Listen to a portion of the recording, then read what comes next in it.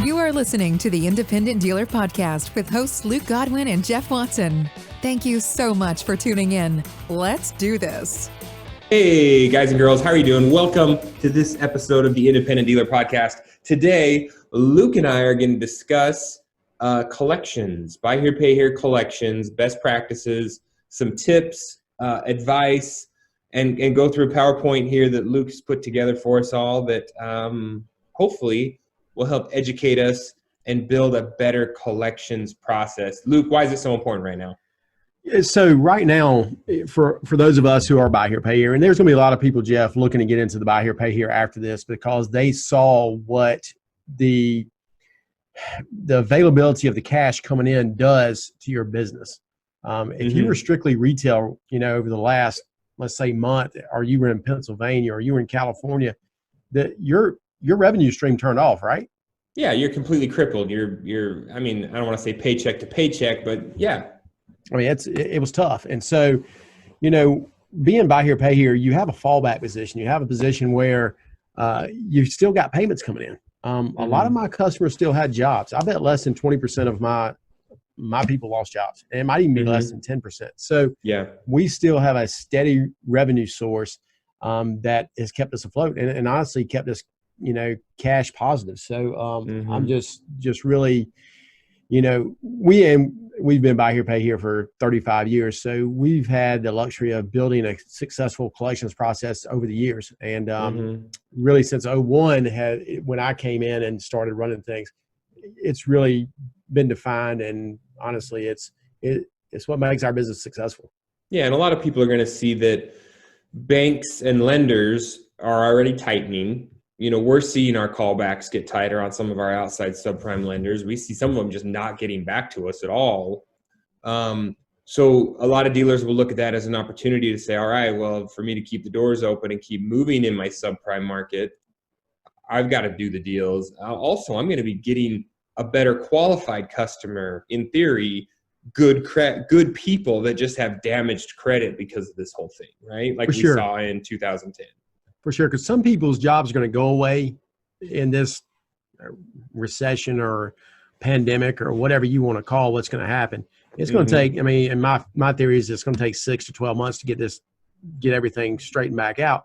But people are going to lose jobs, good jobs during this time, and their credit's going to suffer because of it. So you've got to be in a good position. And honestly, with being buy here, pay here, you can write the book on how you want to collect those accounts. So that gives us a lot of flexibility. Okay, well, let's go. Let's do it. Give us some ideas, some tips in how we are going to help build our collections process. So hopefully people can see the screen here. And so we're going to just walk through it. These slides are available. I can send them out if need be. But so here we go. We're going to look at 5 focus points. Number 1 is underwriting. Now, if you've already sold the car, it's going to be hard to underwrite it at this point, but underwriting is so important to building your collection system.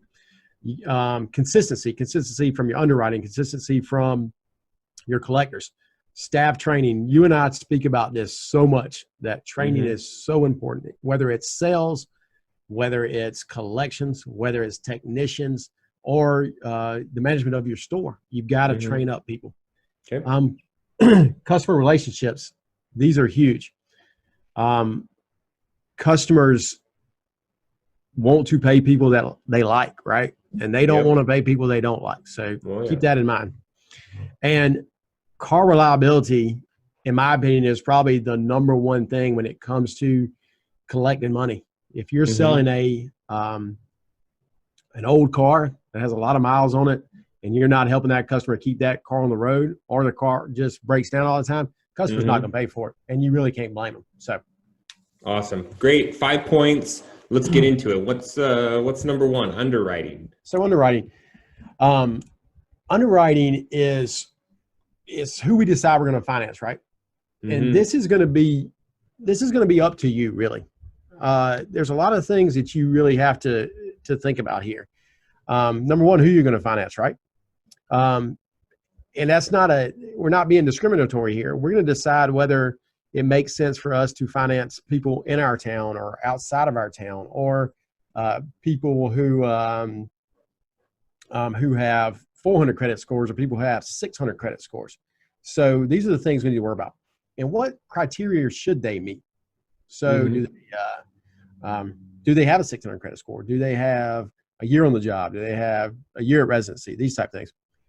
And what documents can we require? That's another based on where they live, their pay stubs, all these things you can incorporate in, and we'll dig deeper into this. Yeah. And are you using a scoring-based model? And Jeff, a lot of times we talk about this in our 20 group about scoring-based models. There's a lot of good ones out there you can pay for, or you can build your own. We've built our own. And so these are things, and these companies can build one for you. So these are things we need to look at. And also, who is the ultimate decision maker in your company when it comes to the underwriting? Now, if you're a small buy here, pay here store, you're probably looking at every deal, right? But if you're selling 100, 200, 300 buy here, pay here's a month, you're going to need a finance manager, someone who can look at those all the time. So make sure we know who that is. Yeah. And it's so we're going to dig into these a little bit more. We're going to dig into these. Yeah. Okay, great. So when we talk about who we're going to finance, know your potential clientele, know your market, right? Know what you're going to do. Do not discriminate. I can't say that enough. You cannot discriminate from job, from race, from religion, from any of that. Don't just get that out of your mind, okay? What is your target credit score? You may be pulling credit on every person, or you may not. We don't pull credit unless the customer wants us to. If they want a lower interest rate, then we'll talk about it. So know what it is. If you've got, like you do, outside lenders, and outside lenders are going to take, let's say 575 and above, then your buy here, pay here stuff, you should probably look at, 500 range or whatever that number is. And does their credit matter? We just talked about that. I don't look at people's credit. My trademark slogan is, we finance you, not your credit. So we don't care about your credit. Right. And do we have a single area of focus? This matters because buy here, pay here can get a little dicey if you decide that you're going to finance all over your state or all over 3 states or whatever it is. If you're just starting, I would focus on, your area, probably if you're in a metro area, maybe 10 miles outside or 15 miles outside. If you're in an urban area, you may have to, say 50 to 100 miles out. Yeah. That also comes into play because of servicing your buy here, pay here cars. We all have to service them. If you are selling cars to someone 150 miles away, it's kind of hard for them to get back to you to get that car repaired. So it's going to cost you more money in the long run. Yeah. And what criteria should they meet? This is job time. We use at least a year on the job. Residence time, we want at least a year at your residence. Income, we have a pretty defined amount of income someone's got to have. And that's going to matter by the price car you sell as well. If you want a $400 a month payment, then you got to say, okay, well, what makes sense for that customer? If the customer is making $1,600 net a month, well, that's 25% of their income. Is that too high or too low? That's on the top of our scale. So we're going to say 25% is probably a little too much of their income. 20% is right on it. So we're going to say, okay, customer needs to make $1,800 net. I'm talking net. I'm not talking gross, net income. Yeah. And then the last thing is time and area. And to me, this is one of the most important criteria in the buy here, pay here business. Do they have ties to your community? That matters. Have they been here all their life? Because if that's the case, they're not going anywhere. Does their mama live here? Does their daddy live here? These are all the type of things you want to know. And the most important thing about keeping someone who is got ties to the area is servicing the car, collecting, repossession becomes exponentially more expensive and more difficult the farther away people get from you. When they think they're out of arm's reach, all of a sudden they're not communicating, they're not doing these things. And if you have to repo a car from 3 states over, it becomes much, much more expensive to get that car and get it back. For sure. And that's, if they leave, they're probably not going to come back. And if they do come back, your car is not going to be in very good shape, right? Yeah. One of the tips for income I like to do is, obviously we all try to push the payments as high as is comfortable, right? That's kind of a couple of different theories, right? We want to be able to try to recover that money just as quick as possible so we can keep our terms shorter. So we want those payments to be as high as the customer can possibly handle. But secondly, it also leaves us room to come in after the fact and refi. So they may have been able to handle that $400 a month payment for the last 2 years, and all of a sudden their hours got cut back or they lost their second job. Now you have the opportunity to go in and drop their payment down to $300 a month because they've been paying $400 this whole time. Had they been paying $300 the whole time, you got no room to lower that payment any lower than where it is. So be sure to try to always make sure you're pushing those payments just as high as is comfortable for the customer. And one quick thing on that is that your salespeople are not going to want to do that. Nope. Right? They're going to come in with what that customer told them. $200. You got to be $150 a month. You've got to be prepared to tell them that's not going to work, right? Yep. So make sure you have a defined answer for them. We always start at 20% of income. We think that's a good number. Then we start selling F&I products on top of that 20%. Mm-hmm. And that goes, if you're selling F&I products, then you've got it reduces their long-term costs. So just remember that when you start selling F&I, and not a lot of buy here, pay here stores do that, but that's something we do. Okay. Next, so what documents we can require? This matters. There's a reason why subprime finance companies require documents, and that's a customer can tell you anything, but you got to have verification. Mm-hmm. We do last 2 pay stubs, and up until half of the year, we require the W-2 from the last year, or also the last pay stub from last year. Yeah. So just make sure, I've got on here the first 4 months, but we've actually extended that to the first 6 months. We require a utility bill from your address. Yeah. That way we can also see, a lot of times they'll show a year's usage on a utility bill. So we can say, hey, they've been there a year, right? Yep.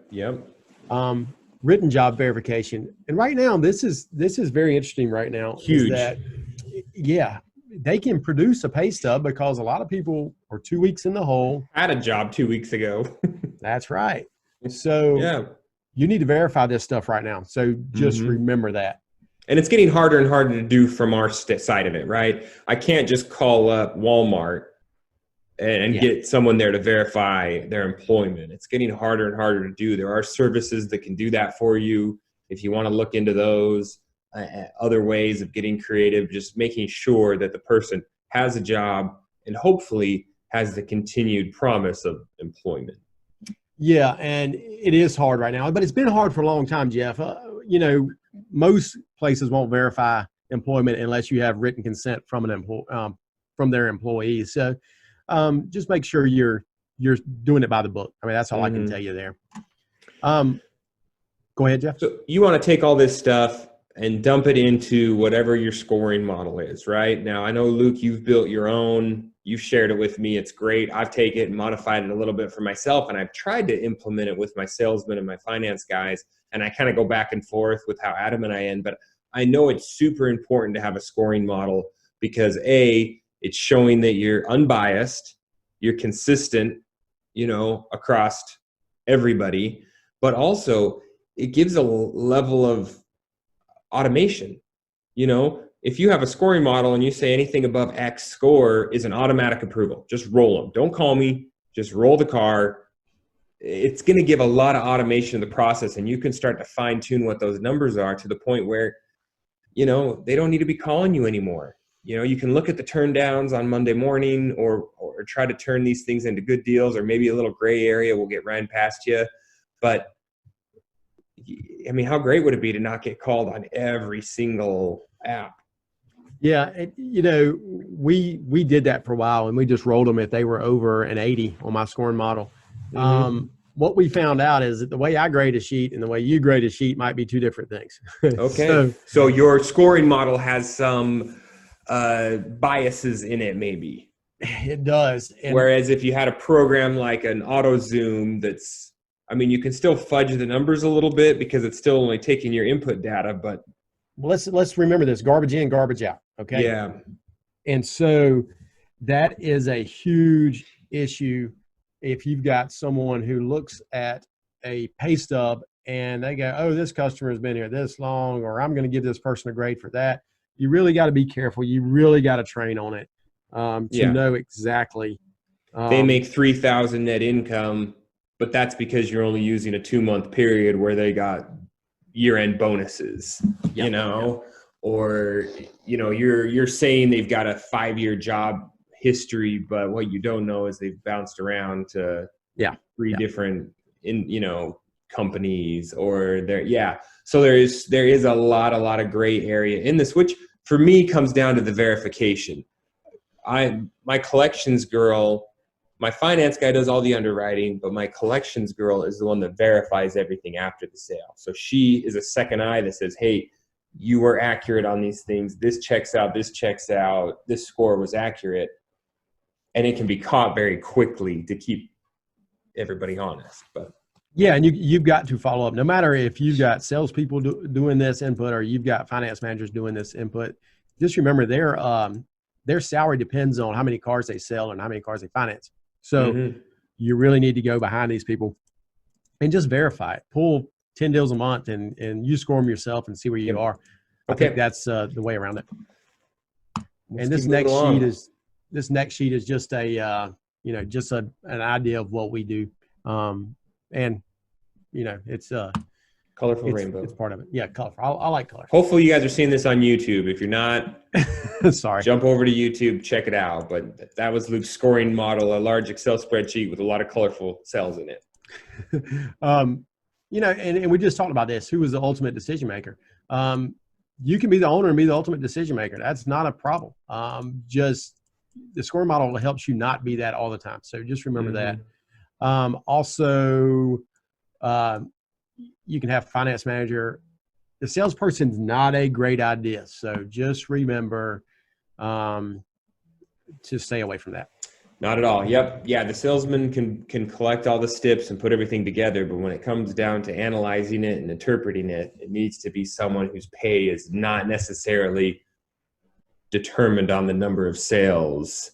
It would be great to have your collector or your account rep be the one that's, interpreting it, because they're going to be the one that's collecting on it for the term of the loan, right? Yep. And so you need to just make sure you're following up. That's it. Okay. Anything else from the underwriting standpoint? That's it. Just be consistent. Consistent is better than rare moments of greatness. Just always remember that. So, I think that's the biggest thing, Luke. I mean, my biggest headache here is I'll get to the point where I'm like, man, we need some sales. And I'll just start dropping my standard and saying, approve this guy, or if I'm in a good mood or a bad mood, or if I like the person, or if I'm the one that, maybe I'm the only one here. So I'm the one that talked to the guy, got his application or met him on the lot. Unfortunately, those ones I think have a higher percentage of getting approved because I get emotionally invested in the people. You're so right, Jeff. So right. And I'm not saying you can't do some of those. If you get behind the 8 ball and you need to sell cars, sometimes you need to sell cars, and you go away from your model, you can look at those and compare them to what you've been doing. And it might give you an idea that, hey, I've been too tight. My scoring model doesn't work. So I'm not saying don't do those, but do those with justification and as an experiment. And that's what's funny is everyone thinks that the goal is to have 0 repossessions or 0 bad debt. Not always the case, right? No, I mean, those are going to happen. I could be so strict with my underwriting to try to get to 0 repossessions or 0 one day, $1 late, but I would lose a lot of opportunities. Well, and that's something we need to remember. Let's talk about 20 group. Let's talk about 20 group real quick. When I first got into our current 20 group, Chuck said, Luke, you're too tight. You're not financing enough people. You're not selling enough cars. And, he was pushing me. This has been 2.5 years ago. And you can see my sales have gone up. My net income has gone up. My collections have gone up. And my repo rate really hasn't changed much. So there's always reason to look at that. Hey everybody, Jeff here. Sorry to interrupt the interview, but I wanted to make sure everyone knew about the new and improved VIndependentDealer.com website. It is the place to find out what is going on with the podcast. Check out all of our episodes on iTunes, our social links. You can also give us your email and we will add you to our mailing list so you are the first one to know about what is coming up, new and exciting here at the podcast. Also check out our video library. You can also ask us questions, find out more about myself and Luke, and see our calendar of events, places we'll be speaking, where you can catch up with us and meet us in person. So VIndependentDealer.com. And now back to the interview. All right. Where do we go from here? We go to consistency in general. And be consistent with your collection process. Be consistent on days and frequency of calls. Okay. We define collection days as Monday, Wednesday, Friday. Our insurance days are Tuesday, Thursday. If we're open Saturday, we do broken promises to pay. I've got in here start reminders at 1 day. I used to believe that. I'm kind of away from that now. I do. We're set up on monthly payments. So if you're weekly, this may be a good idea for 1 day late. We do 5 days now. So, and these are reminders. They're easy calls. Collection calls have to, as soon as they're to their late fee, they need to be a little harder call. And you got to call them and text them and email them until you get an arrangement, and they got to understand that. So make sure you're doing that. Yeah, I think a lot can be said on that slide as far as how the art of getting a hold of them, the art of communication, the art of getting that customer on the line, what a promise to pay looks like, how, when, why. That could be a whole podcast in itself, because I do think that you don't want to be just another collector pounding the phones and threatening the customer. Yeah, let's just speak that real quick. There is a way to do it. And so since all this happened, we let someone go that was doing very early promises to pay. And I looked at their queue when I first started it, and I started getting into their queue, working it. And I can tell you this, throughout the day, I'll go randomly between 3 different word tracks, and I can figure out which word track works the best for that day. So your word tracks need to be consistent, and they need to be 3 to 4 different types. So just consistency. Yeah. And that's what we're talking about in this next little, be consistent on what you're requesting. You're requesting a pay date, right? That's what you're doing. Now, further deeper past due, you've got to request a payment. So just remember that. If someone's working a queue that's 25 days past due and to more than that, they're requesting a payment right then. Now they're going to probably get a payment arrangement. Sometimes you get a payment, but these are things to be consistent about. Update customers' contact information always when you're talking to a customer. It takes a little longer, but it's something you really need to do. If you're not getting communication, make sure you're locating that GPS and see where they are. You don't want somebody to not communicate and be 4 states away. So that's a big deal. Now we've gotten to some discussions on the Facebook page about this one, but it's something that I do. Be consistent on the amount of money you'll take from a customer. I'm not a fan of partial payments. Now, some people with lower amount finance, they may be okay with that.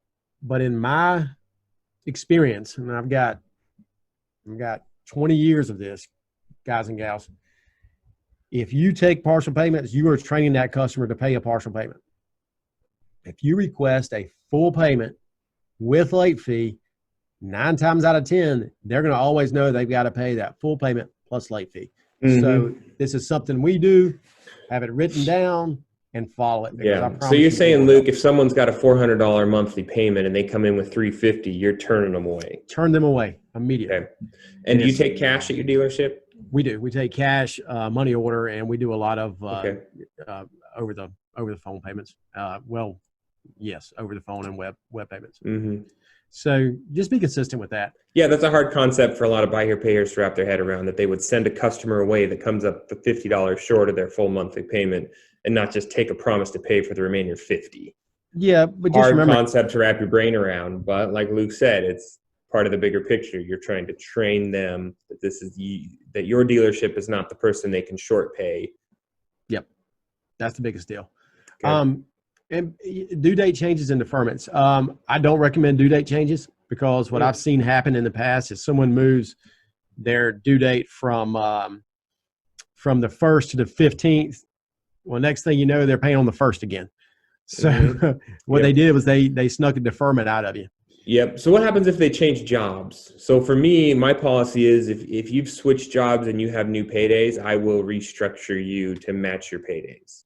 Well, that's not a bad idea because you're trying to get the customer back to paying consistently. So I'm not. I just want to get paid when they get paid. Sure. That's my thing is I have someone on a BiWeekly schedule and they suddenly get changed to a semi-monthly pay date. I got to switch my payment schedule to semi-monthly so that their card note is due on the day they get a paycheck. I want to be that first one in line the day they get a paycheck. We'll do those.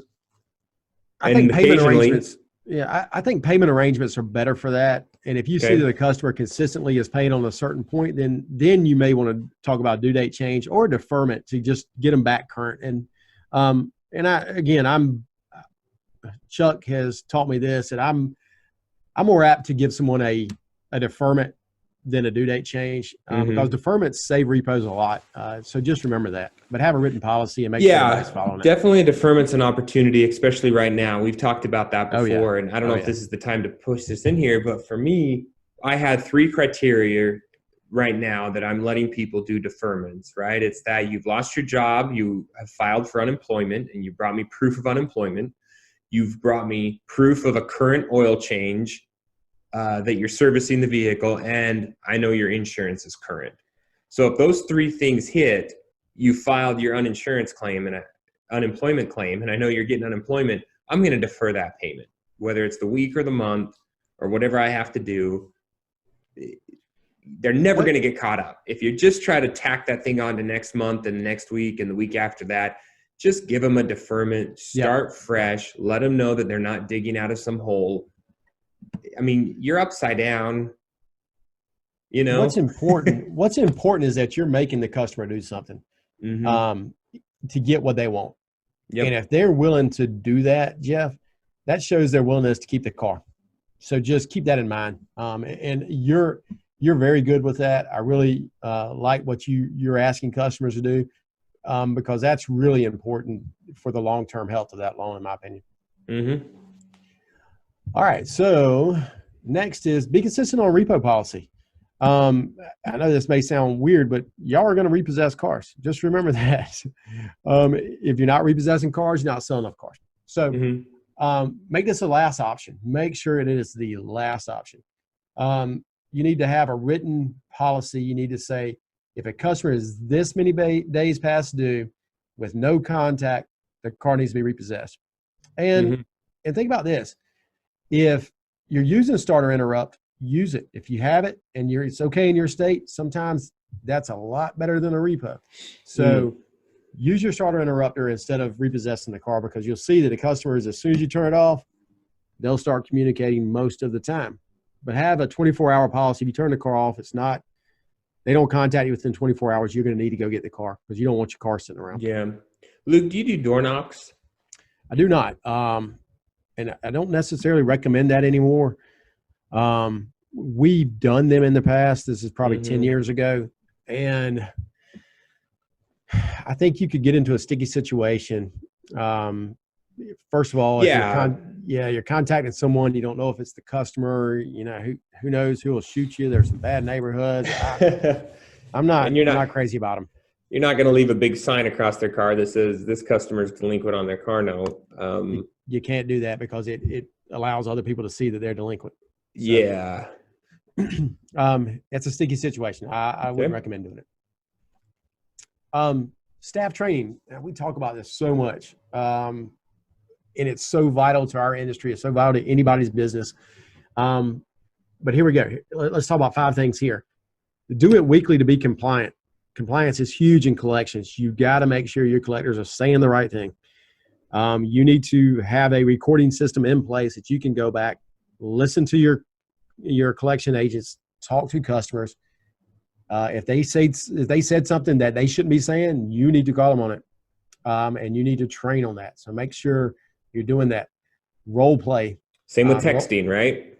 Yeah, same with texting. You need to be seeing what Yeah. they're texting. I have my Weave account up, and I monitor text all day long. Mhm. And sometimes it's me saying the wrong thing on text, so it's not necessarily always the same person. Role play the difficult phone calls. Role playing is so key to sales, so key to collections. If a customer feels like they're being disrespected, they may just hand you the keys. So make sure you're going over the hard phone calls that your collectors are having to make. Make sure that your staff knows all the things that your DMS will do. This is really important because there are things that I've learned about IDMS over the last year that have made me a better collector, and it definitely made our staff better. The use of queues, the use of template emails, the use of mass emails. There's all these things that can really make their life easier, and I would make sure that you know how to do it. And make sure they're collecting what's important. We'll go over this here in a minute, but make sure they're looking at recency and these type of things, because there's some things that are important when it comes to collections and some things that aren't. And then audit their performance. Always have goals in mind, bonus on those, because that's how you're going to make people do what they're supposed to do. And not only bonus, you can, if someone's not doing their job, you can get rid of them or train them up if you're auditing their performance. Yes, that's so important that they make sure your customer. One thing I try to always train my collector is you're on the customer's side. The bank is the bad guy. And whether that's me as the bank or you want to create the imaginary bank, the bank is the bad guy. And that's what collectors have got to continue to remember, that they're not the ones trying to demand this money. Hey, if you don't pay me today, I'm going to come pick up that car, or I'm going to do this or that. No. Hey, the bank, hey man, I'm going to go fight the bank for you. I'm going to try to get this thing done, but I need some proof so I can show the bank. Oh, the bank's coming down on me. They're trying to pick up your car. I need you to call me. The collector's got to be on the customer's side. And if they can flip that switch in their brain, they become a better collector. They become, like you said, Luke, earlier, they're the advocate for the customer to fight against the big bad bank. For sure they are. And that's very important. That's where that relationship comes in. If you can build, as a collector, if you can build a relationship with the customers you're collecting, you don't even have to call them. You know when they're going to pay. You can reach out with a simple text. Hey, I know you usually pay around the 30th. Is that good again this month? And just put that promise to pay in there. And I'm just going to touch right on that. What's collecting, what's important. Recency is so important. Your customers need to be paying if they're based on weekly payments, they need to be paying every 7 to 8 days. If they're monthly, they need to be paying every 30 to 35 days. If you let them start going 30 days one month, 45 days the next month, 42 days the next month, next thing you know, they're going to be way behind. So be consistent. Look at your recency. Look at your promise to pays. Look at all these things and make sure that they know which accounts they need to be collecting and not just calling everybody, because sometimes that's just useless, right? So. Yeah, and that's probably the biggest argument for a weekly or biweekly payment schedule, right? I know you do monthly. I do a combination of everything, but when you do weekly or biweekly, they're going to come up in your queue as being, late. You're not going to wait till they get to a full payment past due. Oh, I just missed one payment. I'll make a double payment next month. That don't happen, and we not going to happen. But a lot of things can happen even in 30 days. So they paid you on the 20th. You don't see them again for 30 days, maybe even 40 days or 45 days before they're actually late. I mean, that's a month and a half. That's a lot can happen in that time frame. Sure can. It sure can. You just got to be consistent with what you do, of course. Customer relationship. You really need to audit this in your dealership. We're talking about auditing. Do you have a culture inside your collections department that is bad? Maybe you hired a collector and you thought they were great in the interview, and they got in there and they had a foul attitude, and they've poisoned the water. They're nasty to customers on the phone. You need to make sure you're looking at that. And you cannot, and I'm going to say this, and this is very important, you as a owner cannot think of your customers as second-class citizens just because they have bad credit. If you do that, that will flow to your employees. people make mistakes and people do things they shouldn't, and they sometimes get bad credit. They could have had a medical issue where they ended up, having bad credit. That don't mean they're bad people. So make sure you don't talk about people with bad credit as being bad people, because they're not. They pay our bills. And that's a great thing. We've talked about that before, Luke, right? That we live the life we get to live right now because of our customers. They made the choice between making their car payment or buying groceries, making their car payment or going on a vacation, making their car payment or getting their kids, soccer lessons.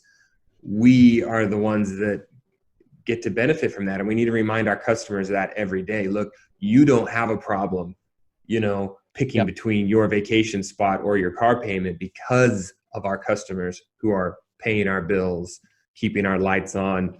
Luke's got like 3 homes and 2 yachts because of it, No, I don't have that. But anyway, so we're going to go over these in a second. But so let's just go right in that. What does it look like in your dealership? It's pretty simple. Check your reviews. If you've got less than a 4-star Google average, you probably got a problem. You're gonna get bad reviews every once in a while. Okay, that's gonna happen. But if it's consistent, if you're getting one daily, if you're getting one weekly, you got a real problem. And if you're getting them from people you've repossessed, you probably have a problem with collections. If you're getting them from current customers, complain about your collectors, you got a problem. So make sure you look at those. Do you have a high repo rate? There you go. If you got a collector saying, if you don't pay by Friday, I'm going to repossess your car, and they tell you, collector, I can't pay Friday because I don't get paid to the next Friday, you probably got a problem there. So can't do anything about that. Can't do anything about that. So look at your repo rate. Again, we talked about bad collection culture a second ago.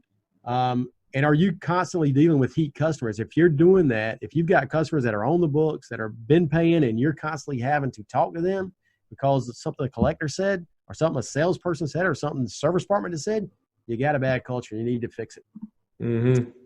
How can we improve it? We talked about this a minute ago. Train on recorded calls. If you identify a customer, if you just walked by and heard something, go back and listen to that phone call. Okay.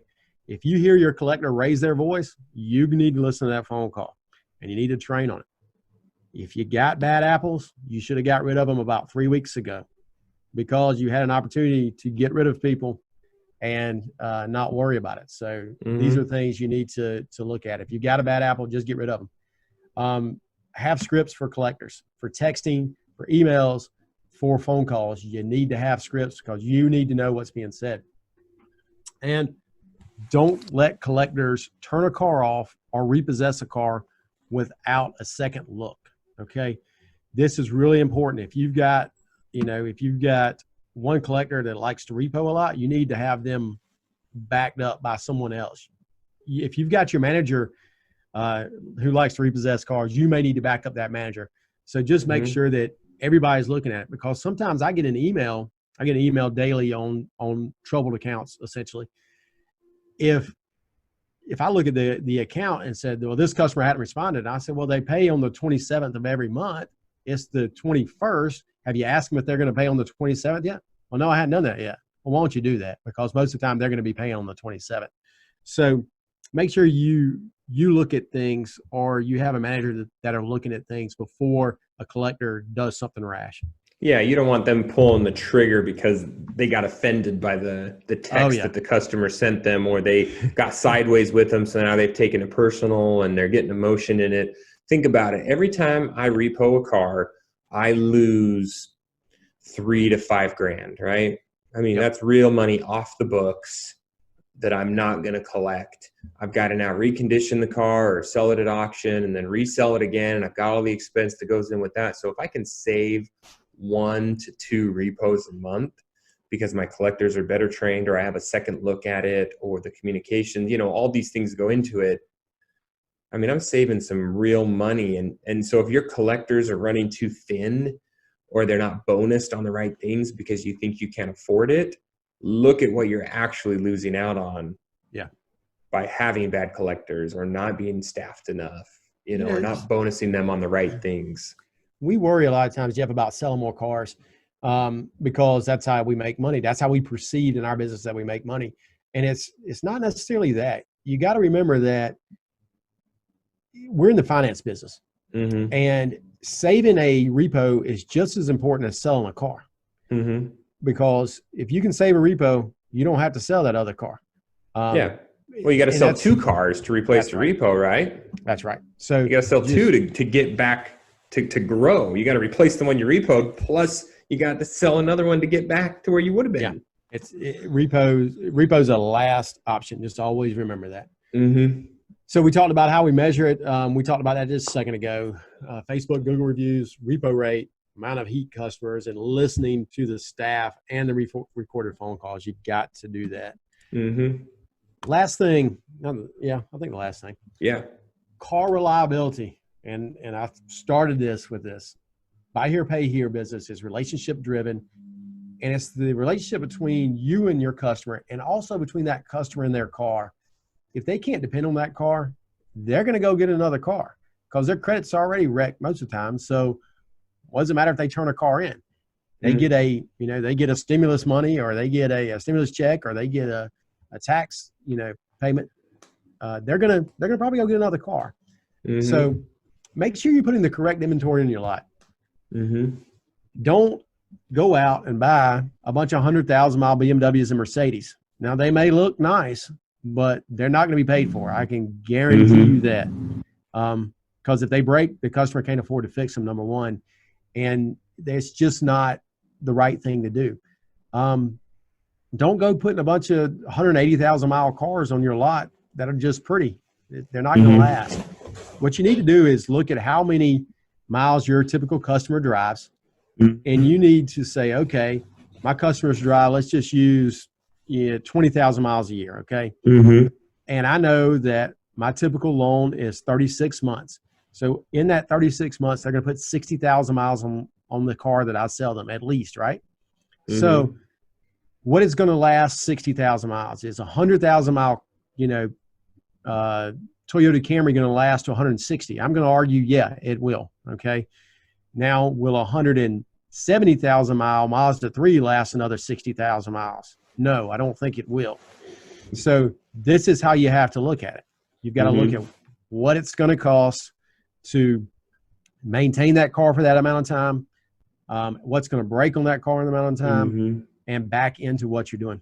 And the last I know you is, sell a lot of trucks, right? I mean, I do. We could argue what type of car makes a good buy here, pay here car, because there's one side of it that says, I don't care how many Ford Tauruses you have on the lot. When someone's financial situation even blinks, that Ford Taurus is coming back to you. They ain't paying that over top of any other bill. But if they're driving the Charger, the Challenger with the 20-inch rims on it, they're paying for that thing because that's their identities wrapped up in that. The same situation with trucks. I know you sell a lot of trucks, I think. You sell a lot of trucks, Luke? Yeah, I do. And a lot of buy here, pay here's would say, stay away from four-wheel drive trucks. You don't need four-wheel drive trucks. For me, there's 2 different kinds of customers. I have the kind that will hold on to their truck like their suitcase, and I got the other kind where I repo it, and that thing is just beat to tar, like beyond recognition. Same with my minivans. 2 different types of buyers. It's either the family vehicle that they have to keep no matter what. Well, it is the fam. That's pretty much the only type of buyer. The only question is how bad are they going to beat it up? So those ones that I do get back are destroyed. So we could argue, those types of things, 2-doors, convertibles. Second cars are not a good idea. If it's their weekend driver, guaranteed that's the first one to go to repo when they slow down. But I sell a different car than most buy here payers. And so you can't necessarily look at what I'm doing. Family cars are great because typically they're going to pay for them as long as it's the right family car, is what I always say. Our repo rate on our trucks is non-existent. Our repo rate on our Suburbans and Tahoes are essentially non-existent. Our repo rates on our Camaros and Challengers are almost non-existent as well. My repo rates are highest on my sedans. On your Buick. Yeah, but I don't. Your Grand Marquis. I have to have a Buick LaCrosse CXL fully loaded if I'm going to sell it. So, but that's just what I sell. But, you can't, well, this leads us into this. You can't let the customer determine what car they buy. Just because you have a Dodge Charger sitting out there with 60,000 miles sitting on 20-inch chrome wheels, that's not the right that's not the right car for everybody. And if you sell it to the young person who's been employed for 6 months and doesn't have any credit experience, it's going to probably be a repossession. If you but I'll tell you what, it's the easiest one to sell, right? Your salesman knows that when that thing rolls up from the back line and is put out front, he can sell that thing by Saturday. You know, that salesperson has to be trained to move that customer from that car that came in into a Toyota Corolla on a shorter term, get them to learn how to pay, then you trade them out into that Dodge Charger. And that's what you have to train your staff on. These are the things you have to do. So at this point, we would typically take questions from the audience. And I know that this is going to generate some questions, Jeff. So what you got? Absolutely. So if you have any questions, guys, post it here. Obviously, this thing will be on the podcast. We'll try to link the YouTube video on our Facebook page. So if there are questions or things that Luke didn't cover or questions you have, leave some comments. Let us know you're out there. You can send us an email to our email address, any of those things. If you just have basic questions about, you know, the buy here, pay here industry and you want to ask Luke Rai a question, send us a message. Actually, Jeff, we got to get back to someone that sent us some message the other night. So I think we'll set up a Zoom call and go over that. And I think it'd be fun to do that with some folks. If y'all have any questions during this time, we'd be more than happy to talk with you. Awesome. Luke, this has been great, hugely educational, gives me a lot of things I know I need to do in my buy here, pay here to kind of tighten up the reins right now, things that have slid by. So I'm going to get to work, man. Sounds good, buddy. Okay, take care. Thank you for joining us today. Hope this episode inspired you to take positive action. Remember to subscribe so you get each episode the day it comes out. And we would love your help spreading the word. Leave us a review and share this podcast with your dealer friends. Dealers helping dealers learn and grow together.